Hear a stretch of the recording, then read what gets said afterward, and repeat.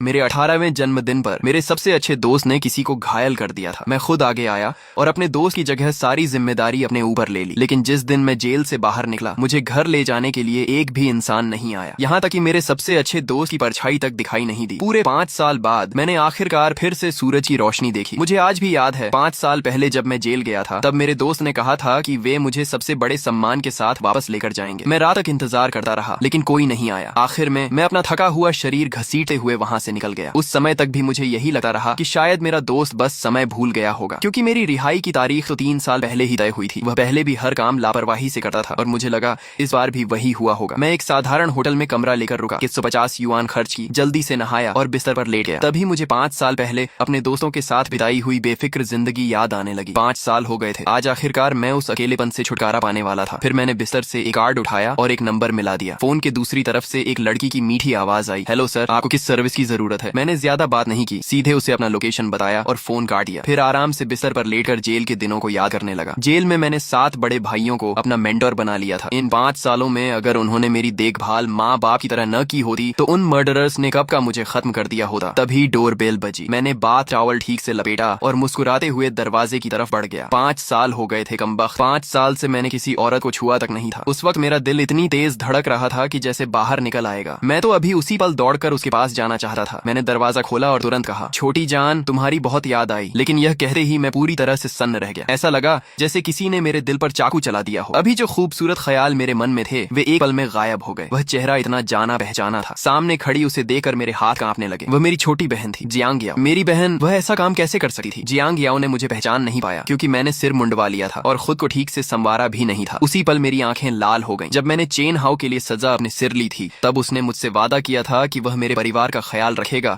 और कभी उन्हें तकलीफ नहीं होने देगा। लेकिन अब क्या हुआ? मेरे हाथ में पकड़ी सिगरेट बेबस होकर जमीन पर गिर गई। मेरा पूरा शरीर सुन्न पड़ गया। तभी जियांग याओ को भी शायद मेरी पहचान का अंदाजा हो गया। मैं लाल आंखों के साथ उसके पास गया और कहा, याओ याओ, माफ कर दो, माफ कर दो। तुम्हारा बड़ा भाई तुम्हारी रक्षा नहीं कर पाया। मेरी बात खत्म होते ही उसकी आंखों से आंसू नदी की तरह बहने लगे। इन 5 सालों में मैं हमेशा यही सोचता रहा कि वह अच्छी जिंदगी जी रही होगी। मैं समझता रहा कि चेन हाओ और लियू छिन ने मेरी जगह सब जिम्मेदारियां निभाई होंगी। लेकिन तभी जियांग याओ ने रोते हुए कहा, भैया, और दौड़कर मुझसे लिपट गई। भैया, आपको नहीं पता, जिस दिन आप जेल गए थे, उसके बाद चेन हाओ और लियू छिन दीदी ने कभी मेरी परवाह नहीं की। मुझे उसकी बात पर यकीन नहीं हुआ। मुझे लगा कि वह भावनाओं में बह रही है। मैंने उसके सिर पर हाथ फेरा और धीरे से कहा, याओ याओ, डरो मत, तुम्हारा भाई वापस आ गया है। जब तक तुम्हारा भाई जियांग चेंग जिंदा है, कोई तुम्हें हाथ नहीं लगा सकता। वह रोते हुए बोली, भैया, मुझे आपकी बहुत याद आती थी। उन्होंने मुझे कभी आपसे मिलने भी नहीं दिया। इस समय मेरे आंसू मेरे कपड़ों को भिगो चुके थे। जियांग याओ 5 साल का सारा दर्द और अपमान बाहर निकाल रही थी। हमारे माँ बाप नहीं थे। हम बचपन से एक दूसरे का सहारा बनकर बड़े हुए थे। हमेशा से मैं, जियांग चेन, उसकी सबसे बड़ी ताकत था। लेकिन मेरे जेल जाने के बाद उसका वह सहारा भी छिन गया। अगर चेन हाओ और बाकी लोगों ने उसकी मदद नहीं की,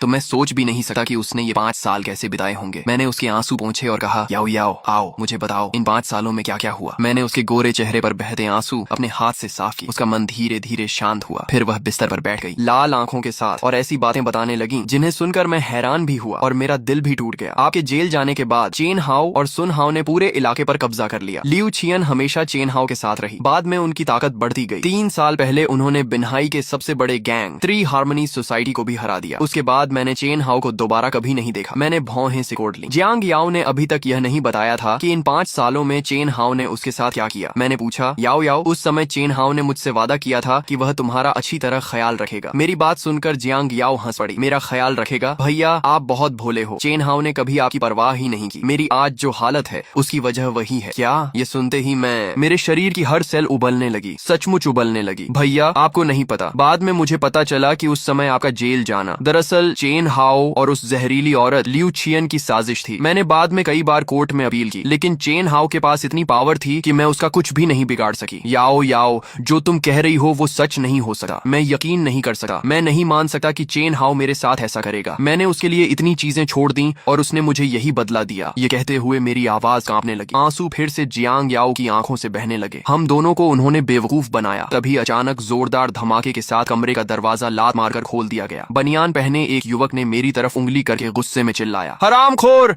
मेरी गर्लफ्रेंड के साथ कमरा लेने की हिम्मत कैसे हुई? मरना है क्या? मैंने अचानक सिर उठाकर उसकी तरफ देखा। उसी पल मेरे दिमाग में 3 शब्द चमके, हनी ट्रैप। मैं भी कुछ पल के लिए हैरान रह गया। इससे पहले कि मैं कुछ समझ पाता, जियांग याओ का चेहरा लाल हो गया और वह तुरंत उठकर उस युवक के पास गई। यूनिंग भैया, माफ कर दीजिए, ये मेरे बड़े भाई हैं। जियांग याओ की बात बात सुनते ही मुझे सब समझ आ गया। ये लोग लोगों को फंसाकर पैसे ऐंठने का धंधा करते थे, लेकिन आज गलती से इनके सामने मैं आ गया था। वह युवक भी कुछ देर तक मुझे घूरता रहा, फिर उसने जियांग याओ की तरफ देखा। जियांग याओ ने दांत भींचकर सिर हिला दिया। मैं साफ देख सकता था कि वह डरी हुई थी। अगले ही पल वह युवक आग बबूला हो गया और उसने सीधे जियांग याओ के चेहरे पर एक थप्पड़ जड़ दिया। मेरा दिल ऐसे दर्द करने लगा जैसे किसी ने उस पर चाकू चला दिया हो। मैं सोच भी नहीं सकता था कि इन 5 सालों में जियांग याओ ने क्या क्या सहा होगा। मेरे शरीर का खून खौलने लगा, मेरी आंखें लाल हो गईं और मेरी मुठियां कस गईं। जब मैं जियांग चेंग उसके साथ था तब किसी की हिम्मत नहीं होती थी कि उसे परेशान करे, लेकिन अब मिंग भैया माफ कर दीजिए, मैं आपसे हाथ जोड़ती हूँ, इस बार मुझे और मेरे भाई को छोड़ दीजिए। लेकिन माँ मिंग का चेहरा और भी डरावना हो गया। उसने ठंडी आवाज में कहा, जियांग याओ, तुम मुझे क्या समझती हो? तुम्हें पता है कितने समय से तुम कोई ग्राहक नहीं लावाई हो। आज मुझे फर्क नहीं पड़ता कि ये कौन है। 3000 युआन दिए बिना यहाँ से कोई नहीं जाएगा। ये कहते हुए उसने फिर से हाथ उठाया और जियांग याओ को थप्पड़ मारने की कोशिश की, लेकिन इस बार उसका हाथ उसके चेहरे तक नहीं पहुंच पाया क्योंकि मैं उसके सामने खड़ा था। मैंने उसकी कलाई को कसकर पकड़ लिया। माँ मिंग कुछ पल के लिए दंग रह गया। शायद उसने कभी नहीं सोचा था कि उसकी ही टेरिटरी में कोई उससे टकराने की हिम्मत करेगा। उसने झटके से मेरा हाथ छुड़ाया, दोनों हाथ सीने पर बांधे और घमंड से बोला, मुझे फर्क नहीं पड़ता तू कौन है, मैं बहस नहीं करता। 3000 निकाल और मामला खत्म कर। मैंने उसकी तरफ देखा तक नहीं। मैं मुड़ा और जियांग याओ के चेहरे पर पड़े लाल थप्पड़ के निशान को देखने लगा। मेरा दिल दर्द से भर गया। बचपन से आज तक मेरी सुरक्षा में उसने कभी किसी का अत्याचार नहीं सहा था। याओ याओ मत रो, जब तुम्हारा भाई जियांग चेन जिंदा है कोई तुम्हें छू भी नहीं सकता। वह रोते हुए मेरा हाथ पकड़कर बोली, भैया आप चले जाइए, अब वो समय नहीं रहा जो 5 साल पहले था। वे लोग अब नहीं रहे। उसकी बात सुनकर पीछे खड़ा माँ मिंग जोर से हंस पड़ा। उसकी हंसी मेरे कानों में आग की तरह लगी। उसी क्षण मेरा धैर्य टूट गया। मैंने पूरी ताकत से एक थप्पड़ उसके चेहरे पर दे मारिज हो गई। वह मुझे अवाक होकर देखती रही। उसका हाथ अभी भी मेरे हाथ को पकड़े हुए था। जिस दिन वह पैदा हुई थी उसी दिन मैंने कसम खाई थी कि दुनिया का कोई इंसान उसे रुला नहीं पाएगा। माँ मिंग फिर हंसा और उंगली दिखाकर बोला, हाँ मैंने इसे परेशान किया है तो क्या कर लेगा, मैं तुझे बताता हूँ। ये पिछले 3 साल से मेरे यहाँ कुत्ते की तरह जी रही है। मैंने इसे 3 साल तक दबाकर रखा है। अगर हिम्मत है तो बदला ले ले। मैं धीरे धीरे उसकी तरफ मुड़ा। फिर मैंने अपनी जेब से वह खंजर निकाला जिस पर जेल में अनगिनत लोगों का खून लग चुका था। मेरे बड़े भाई ने इस खंजर का नाम टाइगर ब्लेड रखा था। ये वही खंजर था जो उसने मुझे दिया था। माँ मिंग ने उसे देकर भी घमंड से कहा, क्या करेगा, मुझे चाकू मारेगा? वह मेरे पास आया, अपने पेट पर हाथ मारा और बोला, चल मार, देखता हूँ कितनी हिम्मत है। बाहर जब मैं लोगों को काटता था तब तू पता नहीं कहाँ छिपा बैठा था, चल मार मुझे। उसके दिल में पूरा यकीन था कि मैं सिर्फ डराने की कोशिश कर रहा हूँ। मैंने जियांग याओ के बालों पर हाथ फेरा और मुस्कुरा कर कहा, याओ याओ, इन 5 सालों में तुमने जितने भी अपमान और दर्द सहे हैं मैं उनका हिसाब एक एक करके चुकाऊंगा। यह कहकर मैंने खंजर को पूरी ताकत से आगे धकेल दिया। छपाक, खंजर सीधा उसके पेट में ढंस गया। खून फव्वारे की तरह बाहर निकलने लगा। एक पल में माँ मिंग का चेहरा सफेद पड़ गया। उसने कभी नहीं सोचा था कि मैं सचमुच वार कर दूंगा। तू मरना चाहता है क्या? तुझे पता है मैं कौन हूँ? तुझे पता है ये इलाका किसका है? तभी जियांग याओ घबरा कर चिल्लाई, भैया बस कीजिए और मत मारिए, आप अभी अभी जेल से निकले हैं। अगर आप फिर अंदर चले गए तो मेरा ख्याल कौन रखेगा? इन 5 सालों में मैंने कितना दुख सहा है आपको पता भी है। उसकी बात सुनते ही मेरी आंखें फिर भर आईं। मेरे हाथ कांपने लगे। मेरे हाथ से खंजर गिरकर जमीन पर जा पड़ा। याओ याओ माफ करना। काफी देर बाद जब उसका मन थोड़ा शांत हुआ मैं झुककर जमीन पर पड़े माँ मिंग के सामने बैठ गया और धीमी आवाज में बोला, याद रखना मेरा नाम जियांग चेन है, अगर बदला लेना हो तो सीधे मेरे पास आना। इतना कहकर मैंने एक कार्ड उसके ऊपर फेंका और जियांग याओ को लेकर होटल से बाहर निकल गया। बाहर आने के बाद जियांग याओ मुझे घर ले जाने लगी। रास्ते में उसने मुझे बहुत सारी बातें बताई, लेकिन फिर भी मैं यकीन नहीं कर पा रहा था कि हेजी और लियू चियन ने मेरे साथ धोखा किया होगा। मैंने सिगरेट जलाई और उसकी तरफ देकर पूछा, याओ याओ कहीं तुम्हें उनके बारे में गलत फहमी तो नहीं हुई? उसने मेरा हाथ कसकर पकड़ा और रोते हुए बोली, भैया आपको याद है ना उस समय फेई भैया ने कहा था कि भविष्य में गैंग का उत्तराधिकारी आप और हेजी में से कोई एक बनेगा? मैंने सिर हिलाया। हाँ मुझे याद है, 5 साल पहले मैं और हेजी पूरे इलाके के सबसे ताकतवर लोग थे। हम मेंगलोंग गैंग के बैटल हॉल लीडर फेई भैया के आदमी थे। उस समय हेजी मेरा सबसे करीबी भाई था। हम दोनों में से किसी एक को ऊंचा पद मिलने वाला था, लेकिन जब मैंने उसकी जगह सजा अपने ऊपर ली तो वह आसानी से ऊपर पहुंच गया। याओ याओ फेई भैया कैसे हैं? क्या वे ठीक हैं? मैंने सिगरेट का टुकड़ा फेंक दिया। मेरे होठों पर हल्की मुस्कान आ गई। मुझे याद आया कि कैसे फेई भैया हमेशा सख्ती से मेरी ट्रेनिंग करते थे। अगर वे न होते तो मैं बहुत पहले मर चुका होता। तभी मैंने देखा कि जियांग याओ फिर रोने लगी है। याओ याओ तुम क्यों रो रही हो? उसने आंसू पोंछते हुए कहा, भैया आपके जेल जाने के 1 साल बाद मेंगलोंग गैंग को सांडू गैंग ने बुरी तरह तबाह कर दिया था। और हेजी को क्या हुआ? मैंने बेचैनी से पूछा। उसने फेई भैया को धोखा दे दिया। अगर उसने गद्दारी न की होती तो आज मेंगलोंग गैंग पूरे बिन्हाई पर राज कर रहा होता। उसकी बात सुनते ही ऐसा लगा जैसे किसी ने मेरे सीने पर हथौड़ा दे मारा हो। हेजी को छोड़ो, फेई भैया कहाँ हैं? उनका क्या हुआ? मैंने लगभग गरजते हुए पूछा। ये सुनकर जियांग याओ फिर रो पड़ी। उसने मुंह खोला और बोलने ही वाली थी कि मैं कुछ कह ही रहा था कि अचानक मेरा फोन बज उठा। मैंने अपनी भावनाओं को थोड़ा संभाला और कॉल रिसीव की। खराब मूड में मैंने कहा, कौन है? दूसरी तरफ से एक अजीब और तंज भरी आवाज आई, जियांग चेन कैसे हो? उस आवाज को सुनते ही मेरा दिल सिमट गया। मैंने जवाब दिया, मैं ही जियांग चेन हूँ, तुम कौन हो? दूसरी तरफ से हंसी सुनाई दी। अभी अभी तूने मेरे छोटे भाई को पीटा है और पूछ रहा है कि मैं कौन हूँ। ये सुनते ही मुझे तुरंत समझ आ गया कि मामला क्या है। मैंने कड़वी मुस्कान के साथ कहा, ठीक है, बताओ इस मामले को कैसे सुलझाना चाहते हो। सामने वाले ने ठंडे स्वर में कहा, कल सुबह 8 बजे 5 स्टार स्ट्रीट के नंबर 2 मिडिल स्कूल में मैं स्पोर्ट्स ग्राउंड पर तुम्हारा इंतजार करूंगा। मैंने एक सिगरेट जलाई और धीमे से पूछा, अगर मैं नहीं आया तो? दूसरी तरफ की आवाज अचानक खतरनाक हो गई। मुझे पता है तुम्हारी एक बहन है जिसका नाम जियांग याओ है। मेरे बॉस का नाम हो यानतांग यानी फागे है। अगर तुम नहीं आए तो अंजाम क्या होगा ये तुम्हें अच्छी तरह पता है। मेरे फोन पर उस आदमी का नाम सुनते ही मेरे मन में एक ख्याल आया, हो यानतांग का फागे, क्या वो श्याओ फा हो सकता है? वही चेन फा जो कभी मेरा छोटा भाई हुआ करता था। लगता है यह लड़का अब काफी आगे बढ़ चुका है, यहाँ तक कि हो यानतांग का बॉस बन गया है। तभी फोन के दूसरी तरफ की आवाज और भी ठंडी हो गई। मैं जो बोल रहा हूँ सुनाई नहीं दे रहा क्या? मैंने शांत स्वर में जवाब दिया, ठीक है, मैं समय पर पहुंच जाऊंगा। मेरी बात खत्म होते ही उधर से मजाक उड़ाने वाली हंसी सुनाई दी। मेरे आदमी पर हाथ उठाने की हिम्मत की है तूने, हरामखोर। कल मैं तुझे सिखाऊंगा कि दुनिया में कैसे जीते हैं। इस वॉकिंग स्ट्रीट इलाके में आज तक किसी ने भागे की। लेकिन उसकी बात पूरी होने से पहले ही मैंने फोन काट दिया। जियांग याओ ने मेरी तरफ देखा और पूछा, भैया किसका फोन था? मैं मुस्कुराया और उसके बाल सहलाते हुए बोला, कुछ नहीं, बस एक पुराना दोस्त था। सच कहूं तो मैं नहीं चाहता था कि जियांग याओ इन सब झगड़ों में फंसे। मुझे पता था कि इन 5 सालों में उसने जितना दुख झेला है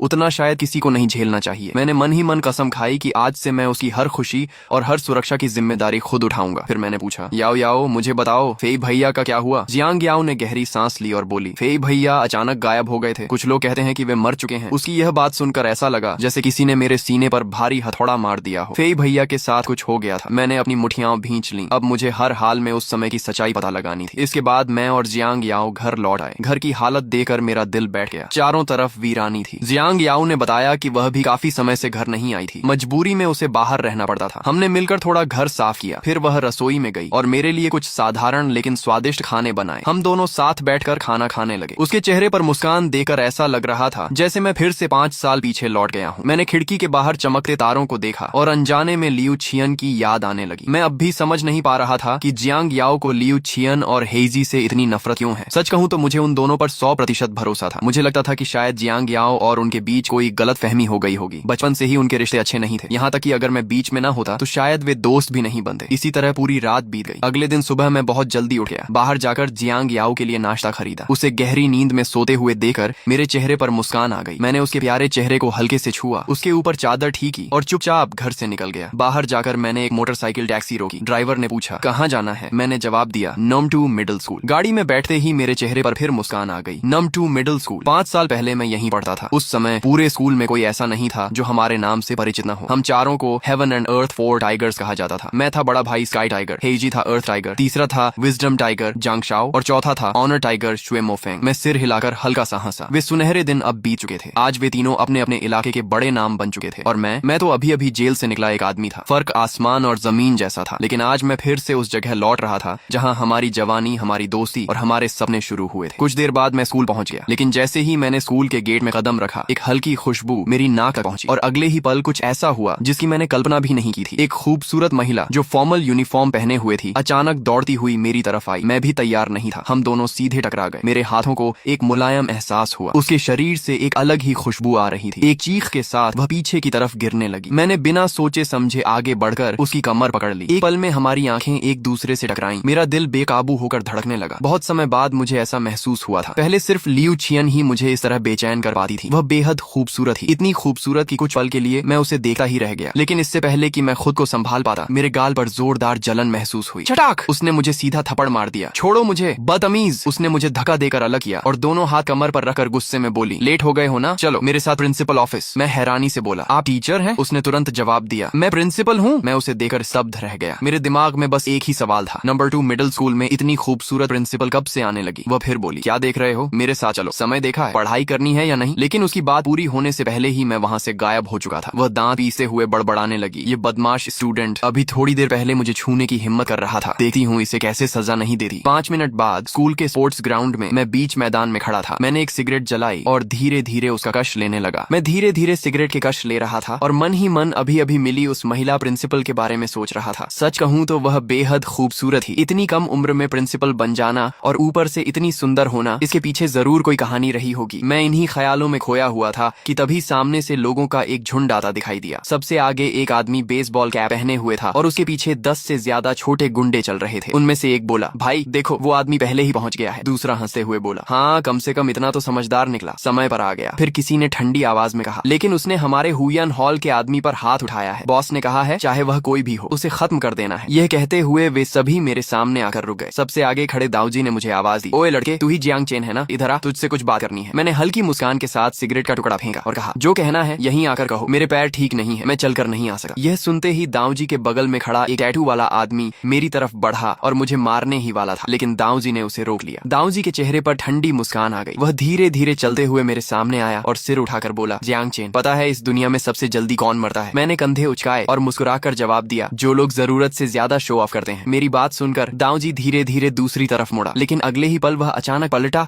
और पूरी ताकत से मेरे चेहरे पर थप्पड़ मारने की कोशिश की। लेकिन ऐसी चालें तो मैं जेल में हजारों बार देख चुका था। मैंने एक कदम पीछे हटकर उसका वार आसानी से बचा लिया। दाऊजी के चेहरे पर हैरानी छा गई। फिर वह हंस पड़ा और बोला, अच्छा तो तुझमें थोड़ा दम भी है। उसने मुझे घूरते हुए कहा, तूने मेरे छोटे भाई मा मिंग को चाकू मारा है, अब बता इस मामले का क्या करना चाहिए? मैंने बेपरवाही से कहा, पहले तुम बताओ, मैं सुन रहा हूँ। तभी टैटू वाला आदमी आगे आया। उसके चेहरे पर खतरनाक मुस्कान थी। उसने कहा, हमारे हुयन हॉल का रूल है, तुझे अपने हाथों की 6 उंगलियां और पैरों की 6 उंगलियां छोड़नी होंगी और अपनी बहन जियांग याओ को हमारे हवाले करना होगा। आज रात उसे फिर से ग्राहक सर्व करने हैं। उसकी ये बात सुनते ही मेरी मुठियां कस गईं। मैं एक कदम आगे बढ़ा और उसकी कॉलर पकड़ ली। फिर उसकी आंखों में देखते हुए एक एक शब्द बोलकर कहा, ध्यान से सुन ले, आज के बाद मेरी बहन जियांग याओ वह काम कभी नहीं करेगी। टैटू वाला आदमी तुरंत भड़क गया, हरामखोर, तू मौत को बुला रहा है। उसने मुड़कर मुका उठाया और मेरी तरफ झपटा, लेकिन तभी एक महिला की तेज आवाज गूंज उठी, यहाँ क्या हो रहा है? इतने सारे लोग यहाँ क्यों इकट्ठा हैं? लड़ाई करनी है क्या? सब तुरंत रुक जाओ वरना मैं सिक्योरिटी बुला लूंगी। मैं भी चौंक गया, क्योंकि जो महिला वहाँ आई थी वह और कोई नहीं बल्कि वही खूबसूरत प्रिंसिपल थी जिससे मैं थोड़ी देर पहले स्कूल के गेट पर टकराया था। दाऊजी ने अपना हाथ रोक लिया और चेहरे पर गंदी मुस्कान लाकर उसकी तरफ बढ़ा। उसके मुंह से तो जैसे लार टपकने वाली थी। प्रिंसिपल मैडम, आप मुझे ढूंढने आई हैं क्या? वह बेहयाई से बोला। अगर चाहें तो आज रात हम दोनों।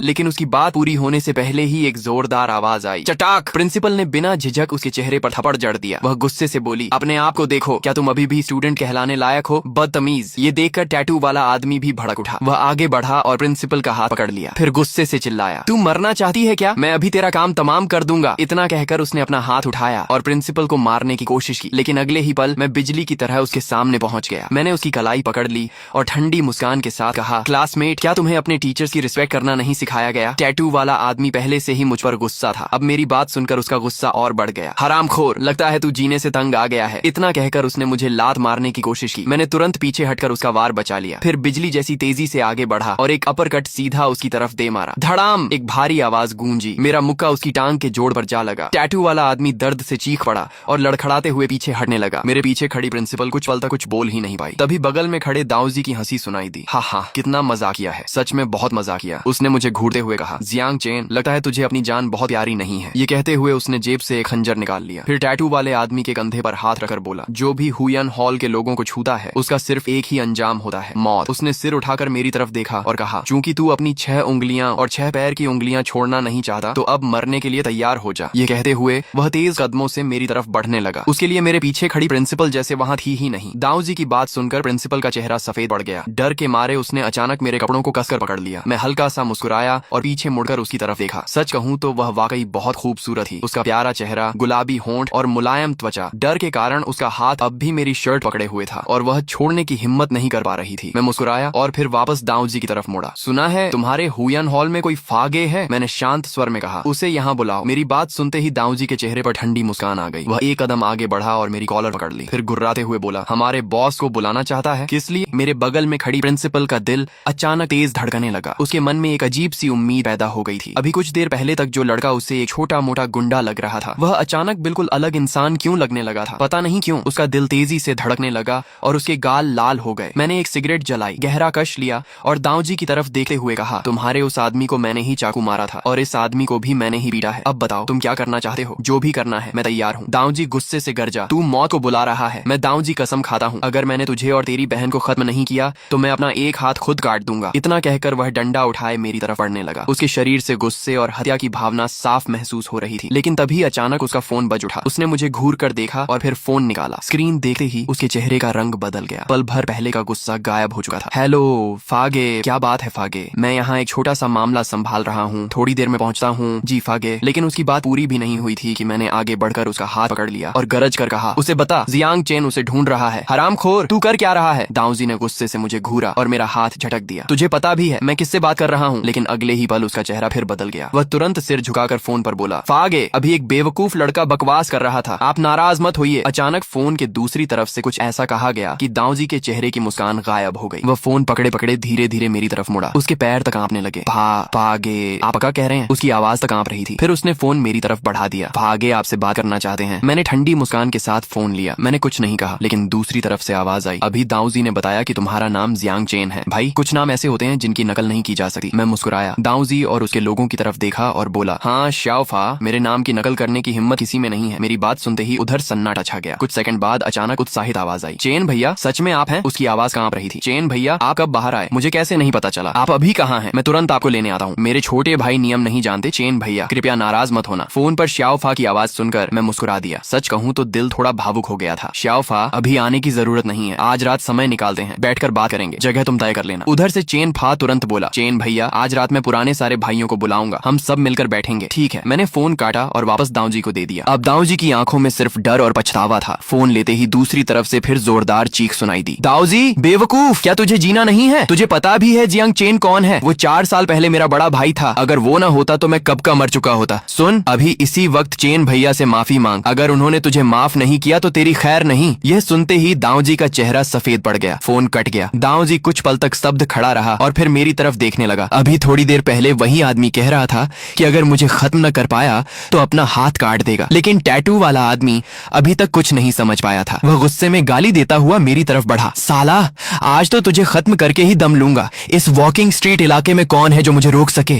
तू जाकर पूछ ले मैं कौन हूँ। ये कहते हुए वह मेरे सामने आकर खड़ा हो गया। मैंने ठंडी हंसी हंसी और दोनों हाथ सीने पर बांध लिए। फिर उसकी आंखों में देखते हुए बोला, मैं तुझे आखिरी मौका देता हूँ, घुटनों पर बैठ जा। मेरी बात सुनकर वह जोर से हंसा, हा हा हा, तू तो सच में पागल है, मैं तुझे अभी खत्म कर देता हूँ। इतना कहकर उसने बेसबॉल बैट उठाया और पूरी ताकत से मेरी तरफ वार किया, लेकिन बैट मेरे शरीर तक पहुंच ही नहीं पाई। रुको! अचानक दाऊजी आगे कूद पड़ा। उसने टैटू वाले आदमी का हाथ पकड़ लिया और उसे जोर से पीछे धक्का दे दिया। फिर वह मेरी तरफ मुड़ा और चेहरे पर जबरदस्ती मुस्कान लाकर बोला, चेन भैया, छोटे भाई समझदार नहीं है, आप गुस्सा मत कीजिए। उस पल वहाँ मौजूद हर इंसान स्तब्ध रह गया। टैटू वाला आदमी तो ऐसे खड़ा था जैसे उसके दिमाग ने काम करना बंद कर दिया हो। उसके हाथ से डंडा भी जमीन पर गिर गया। अभी थोड़ी देर पहले जो दाऊजी मेरे हाथ पैर काटने की बात कर रहा था, वही अब मेरे सामने नौकर जैसा व्यवहार कर रहा था। इस समय दाऊजी सचमुच मेरे छोटे भाई जैसा लग रहा था। चेन भैया, आइए सिगरेट पीजिए। उसने आदर से सिगरेट निकाली और मेरी तरफ बढ़ा दी। मैंने मुस्कुराकर चारों तरफ देखा और सिगरेट ले ली। अगले ही पल दाऊजी खुद लाइटर जलाकर मेरी सिगरेट सुलगा रहा था। मैंने एक कश लिया और मुस्कुराते हुए कहा, अभी थोड़ी देर पहले तुम अपना एक हाथ काटने की बात कर रहे थे ना? ये सुनते ही दाऊजी का शरीर कांप गया। माफ कर दीजिए चेन भैया, मुझसे गलती हो गई, मैं काबिल नहीं हूँ। इतना कहकर चटाक चटाक चटाक दाऊजी ने अपने ही चेहरे पर जोर जोर से थप्पड़ मारने शुरू कर दिए। यहाँ से उसे समझ आ गया था कि वह जो कर रहा है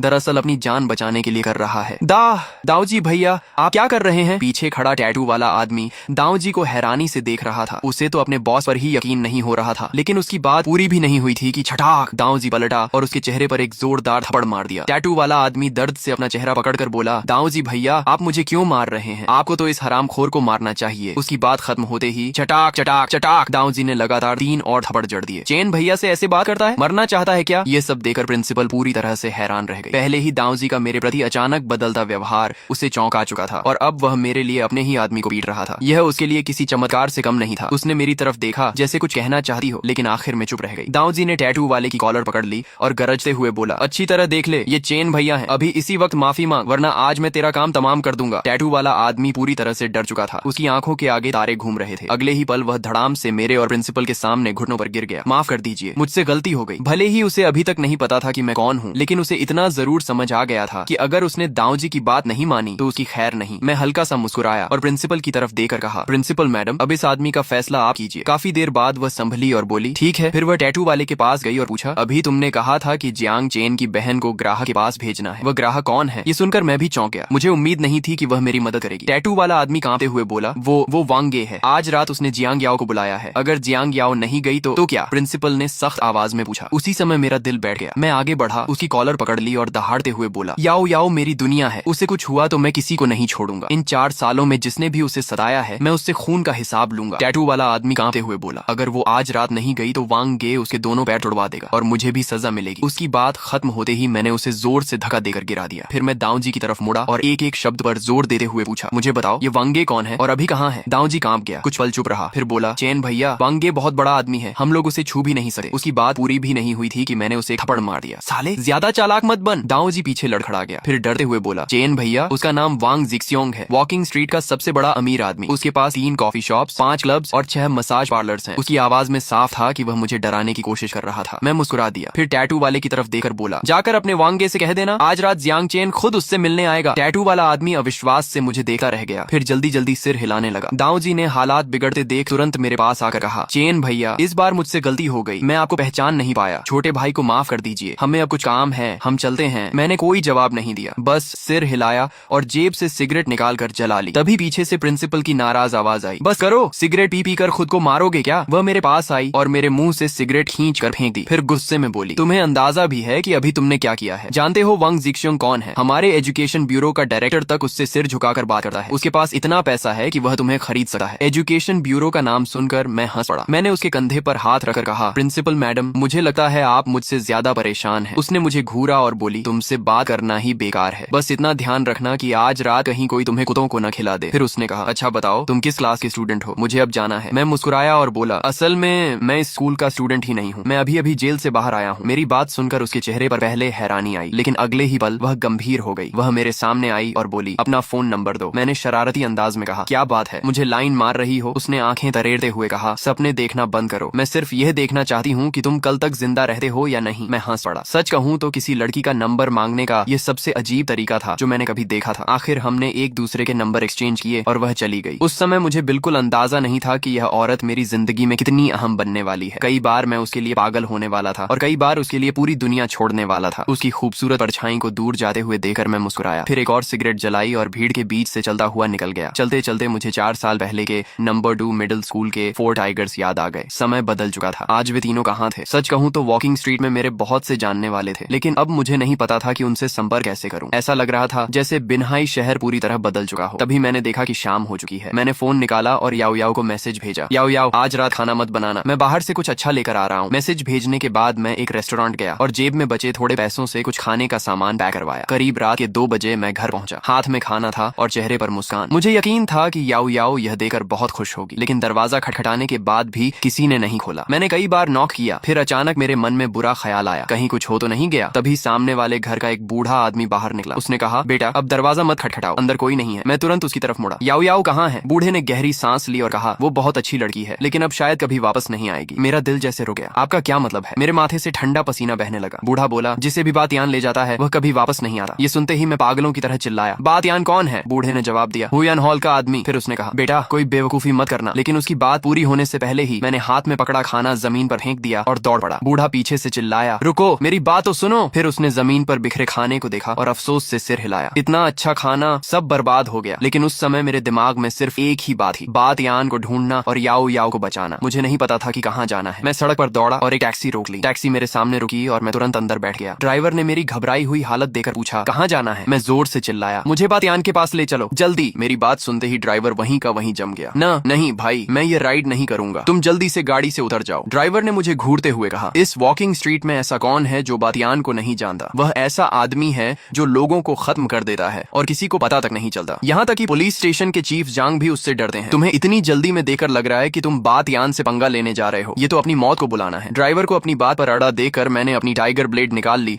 और उसकी गर्दन की तरफ तान दी। फिर ठंडी आवाज में बोला, मैं तुम्हें आधा घंटा देता हूँ, मुझे बातियान तक पहुंचा दो, वरना अंजाम अच्छा नहीं होगा। ड्राइवर का चेहरा तुरंत सफेद पड़ गया। ठीक है बड़े भैया, चाकू नीचे रखिए, मुझे मत चोट पहुंचाइए, मैं अभी गाड़ी चलाता हूँ। उस पल एक बार फिर साबित हो गया कि कई बार ताकत सबसे तेज सोल्यूशन होती है। अगले ही पल टैक्सी सड़क पर गरजती हुई दौड़ने लगी। इसी दौरान मैंने अपना फोन निकाला और पुराने भाइयों के नंबर ढूंढने लगा। लेकिन 4 साल में सब कुछ बदल चुका था। जिन भाइयों के साथ मैंने कभी जान देने की कसम खाई थी, सबने अपने कॉन्टैक्ट बदल लिए थे। ऐसा लग रहा था जैसे वे इस दुनिया से गायब हो गए हों। लगभग 20 मिनट बाद टैक्सी एक जगह आकर रुकी। सामने एक बड़ा सा बार था जिसका नाम था वान हुओ बार। ड्राइवर कांपती आवाज में बोला, बड़े भैया बातियान शायद अंदर ही है, अब आप उतर जाएंगे ना? उसकी आवाज से साफ लग रहा था कि वह बुरी तरह डर चुका था। ड्राइवर जल्दी से बोला, नहीं बड़े भैया, पैसे रहने दीजिए, किराया नहीं चाहिए। मैंने उसे घूर कर देखा और कहा, क्या मैं ऐसा आदमी हूँ जो पैसे दिए बिना चला जाए? लेकिन जैसे ही मैंने अपना वॉलेट खोला, मैं खुद असहज हो गया। उसमें सिर्फ 3 युआन बचे थे। मैंने वही 3 युआन निकालकर ड्राइवर की तरफ फेंक दिए और कहा, बाकी रख लेना। ये कहकर मैं थोड़ा शर्मिंदा सा होकर टैक्सी से उतर गया। ड्राइवर कांपते हाथों में 3 युआन पकड़े मुझे वनहुओ बार के अंदर जाते हुए देखता रहा और बड़बड़ाया, हरामखोर लड़का, मैं यहीं इंतजार करूंगा, देखता हूँ तू जिंदा बाहर निकलता भी है या नहीं। बार के अंदर काफी भीड़ थी और माहौल भी बहुत शोरगुल वाला था, लेकिन मुझे समझ नहीं आ रहा था कि बातियान को कहाँ ढूंढूं। तभी मेरी नजर इधर उधर घूमते हुए अचानक एक परिचित चेहरे पर जा रुकी। मैं यकीन ही नहीं कर पाया कि इस जगह पर नमडॉन 2 मिडिल स्कूल की प्रिंसिपल वांग शिन मिल जाएगी। वांग शिन एक मोटे और भारी भरकम आदमी के पास बैठी थी। उसके आसपास भी कई लोग मौजूद थे। उस आदमी का मोटा हाथ वांग शिन के कंधों पर था। वांग शिन के चेहरे पर साफ नफरत दिखाई दे रही थी, लेकिन वह कुछ कहने की हिम्मत नहीं कर पा रही थी। मैं कुछ देर तक सोचता रहा, लेकिन आखिरकार उसकी तरफ बढ़ गया। पता नहीं क्यों इस औरत में कोई अजीब सी ताकत थी जो मुझे उसकी तरफ खींचती रहती थी। तभी एक भारी मेकअप वाली औरत मुस्कुराकर वांग शिन से बोली, छोटी वांग, आज रात तुम बातियान भैया के साथ रहोगी, समझी? वांग शिन का चेहरा सफेद पड़ गया। वह कुछ कहना चाहती थी, लेकिन शब्द उसके गले में ही अटक गए। मैं मन ही मन हंस पड़ा। सच में किस्मत भी कमाल की चीज है। जिसे ढूंढ रहा था वो खुद सामने मिल गया। मैं एक तरफ खड़ा होकर उन्हें देखने लगा। बातियान मुस्कुराकर बोला, प्रिंसिपल वांग, मैं तो कब से तुम्हारी तारीफ सुन रहा हूँ। मेरे साथ रहोगी तो सिर्फ मजे करोगी, आराम से खाओगी पियोगी, किसी चीज की चिंता नहीं करनी पड़ेगी। इतना कहते हुए उसका हाथ वांग शिन के शरीर की तरफ बढ़ने लगा। वांग शिन घबरा गई और तुरंत खड़ी हो गई। बातियान का चेहरा बदल गया। क्या हुआ? वांग शिन डरते हुए बोली, मुझे वॉशरूम जाना है। उसकी आवाज तक कांप रही थी। तभी वही मेकअप वाली औरत भी उठ खड़ी हुई। उसे पता था कि वांग शिन बहाना बनाकर निकलना चाहती है। उसने गुस्से से वांग शिन को घूरा और हाथ बांधकर बोली, प्रिंसिपल वांग, क्या तुम्हें लगता है कि यह तुम्हारा स्कूल है? मैं बता दूं, यह बातियान भैया का इलाका है। वह वांग शिन के सामने जाकर खड़ी हो गई और बोली, अच्छी तरह सोच लो, अगर तुम बातियान भैया के साथ नहीं रहोगी तो तुम्हारे पिता की खैर नहीं होगी। सनयान, तुम। वांग शिन ने दांत भींच लिए। ऐसा लग रहा था जैसे वह लड़ने को तैयार हो। सनयान हंस पड़ी। क्या हुआ? मुझे मारोगी? वांग शिन, मैं फिर कहती हूँ, ये बातियान भैया का इलाका है। अगर तुम। लेकिन इससे पहले कि वह अपनी बात पूरी करती, मुझसे रहा नहीं गया। मैं एक कदम आगे बढ़ा और सीधे उसके सामने पहुंच गया। अगले ही पल छटाक मेरा हाथ उसके चेहरे पर पड़ चुका था। पूरा बार एकदम शांत हो गया। हर कोई वहीं जम गया। यहाँ तक कि सोफा पर बैठे बातियान का मोटा पेट भी हिल गया। 3 सेकंड बाद सनयान चीखी, साले तू क्या कर रहा है? तूने मुझे मारा? तुझे पता भी है मैं। लेकिन उसकी बात पूरी होने से पहले ही मैं हंसा और बोला, क्यों? अभी तो तुम खुद कह रही थी कि तुम्हें मारूं। और फिर छटाक मैंने उसे दूसरा थप्पड़ भी जड़ दिया। फिर मैंने चारों तरफ देखा और ठंडी आवाज में कहा, मुझे फर्क नहीं पड़ता तुम कौन हो, लेकिन आज मैं साफ कह रहा हूँ, वांग शिन मेरी औरत है। जो भी इसे छूने की कोशिश करेगा मैं उसे नहीं छोड़ूंगा। इतना कहकर मैंने वांग शिन को अपनी तरफ खींच लिया और उसे अपनी बाहों में भर लिया। एक पल के लिए पूरा माहौल जम गया। वांग शिन मेरी तरफ खाली निगाहों से देखती रही। उसका चेहरा इतना लाल और सफेद हो रहा था कि वह खुद समझ नहीं पा रही थी क्या हो रहा है। स्कूल में सख्त और घमंडी दिखने वाली प्रिंसिपल इस समय एक शांत चिड़िया की तरह मेरी बाहों में खड़ी थी। काफी देर बाद मेरे पीछे से ठंडी हंसी सुनाई दी। बातियान अपना भारी शरीर हिलाते हुए खड़ा हो गया। उसके हाथ में वाइन ग्लास था। वह लगातार सिर हिलाते हुए मुझे देख रहा था। अच्छा, बहुत अच्छा लड़के, तुम में हिम्मत तो है। बहुत समय हो गया किसी को मेरे सामने ऐसी बातें करते हुए। उसके चेहरे की चर्बी तक गुस्से से कांप रही थी। वह आगे बढ़ा और सनयान को अपनी बाहों में खींच लिया। फिर मेरी तरफ देखकर बोला, तुमने अभी जो कहा वो काफी दिलचस्प था। अब मैं तुम्हें बताता हूँ, सनयान मेरी औरत है। तुमने अभी उसे मारा है, तो बताओ अब इस मामले का क्या किया जाए? बातियान की बात सुनते ही सनयान के चेहरे पर एक उम्मीद भरी मुस्कान आ गई। उसने लालच भरी नजरों से बातियान को देखा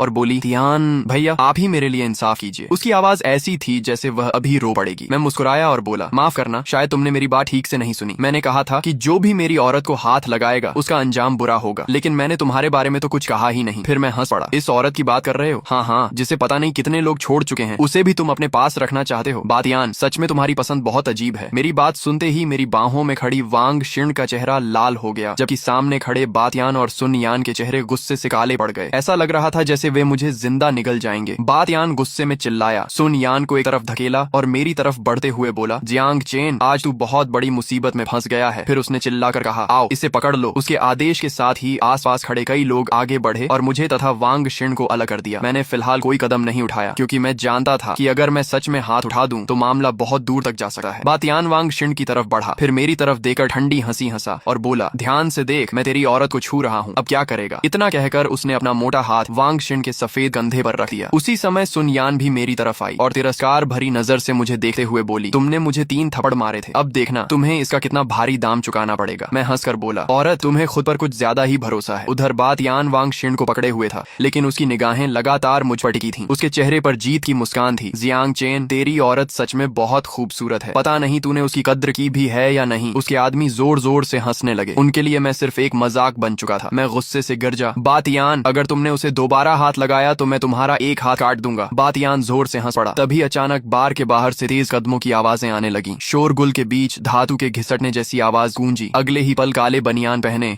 और टैटू वाले कई आदमी अंदर घुस आए। सबसे आगे था चेनफा, वही चेनफा जो 5 साल पहले मेरे पीछे पीछे घूमने वाला छोटा भाई था। जैसे ही उसकी नजर मुझ पर पड़ी, वह दहाड़ा, सब रुक जाओ। उसने आगे खड़े बातियान को एक लात मारकर रास्ते से हटाया और चिल्लाया, जो भी चेन भैया को हाथ लगाएगा मैं उसे नहीं छोड़ूंगा। बातियान जमीन पर गिर गया। उसके चेहरे की अकड़ पल भर में गायब हो गई। उसने कांपते हुए पूछा, चेनफा, तुम यहाँ कैसे? ये लड़का तुम्हारा कौन है? लेकिन चेन फा ने उसकी तरफ देखा तक नहीं। वह सीधे मेरे सामने आया, सिर झुकाया और अपराध बोध से भरी आवाज में बोला, चेन भैया माफ कर दीजिए, मैं देर से पहुंचा। जैसे ही दाऊजी का फोन आया मैं भाइयों को लेकर तुरंत निकल पड़ा। फिर भी आपको परेशानी उठानी पड़ी। यह देखकर बार में मौजूद सभी लोग हैरान रह गए। बातियान और सुन यान के चेहरे एकदम सफेद पड़ गए। वॉकिंग स्ट्रीट में कौन नहीं जानता था कि चेन फा कितना प्रभावशाली आदमी बन चुका है, लेकिन वही आदमी मेरे सामने सिर झुकाकर खड़ा था और मुझे चेन भैया कह रहा था। मैंने उसके कंधे पर हाथ रखा। मेरी नजरें अभी भी डर से कांप रही सुन यान पर टिकी थीं। मैंने ठंडी आवाज में पूछा, याओ याओ कहाँ है? सुन यान का शरीर कांप उठा। उसकी सारी अकड़ गायब हो चुकी थी। वह जल्दी से बातियान के पीछे छिप गई और हकलाते हुए बोली, वो बार के पीछे वाले स्टोर रूम में है। मैंने उसे चोट नहीं पहुंचाई, बस बंद करके रखा था। रात में उसे बॉस वांग के पास भेजने वाले थे। चुप। मैंने आगे बढ़कर उसे एक थप्पड़ मार दिया, फिर बिना एक पल रुके बार के पीछे की तरफ दौड़ पड़ा। चेन फा तुरंत समझ गया। उसने अपने 2 आदमियों को मेरे साथ भेजा और खुद बाकी लोगों के साथ बातियान और सुन यान को घेर लिया। उसकी आंखों में गुस्सा साफ दिखाई दे रहा था। वह दहाड़ा, चेन भैया की बहन को छूने की हिम्मत की है? तुम लोगों ने अपनी मौत खुद बुला ली है। दोस्तों, फिलहाल इस मैनहवा के इतने ही पार्ट्स बने हैं। जैसे ही इसके बाकी पार्ट्स आएंगे